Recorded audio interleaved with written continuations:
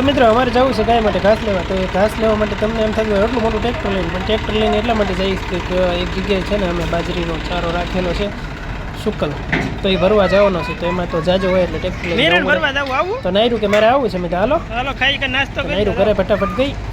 મીના પણ આવી ગઈ છે. લે લે લે એ બંને પણ આવે છે ને અમે બધા જશું હમણાં. તો તમે વિડીયો બન્યા રહેજો મિત્રો. કેમ ટ્રેક્ટર હાલે છે જોઈ લો. મને થયું લાવને બ્લોગ બનાવું. મીના લેતો જલ્દી હે એ બોલ દો.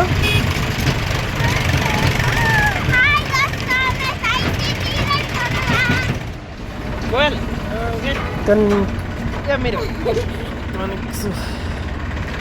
તો માનવીને તો મજા આવી ગઈ ટ્રેક્ટરમાં ને જોઈ ક્યાં ચડીને ઊભી છે. તમે જુઓ એને મજા આવી ગઈ ટ્રેક્ટરમાં એટલા માટે એને ઊભી છે.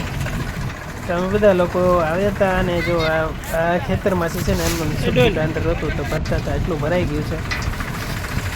મિત્રો વિડીયો સારો લાગે તો ચેનલને સબસ્ક્રાઈબ કરજો અને મારા બ્લોગ જોવા માટે વિડીયોને લાઈક કોમેન્ટ કરતા જજો અને ચેનલને સબસ્ક્રાઈબ કરતા જજો.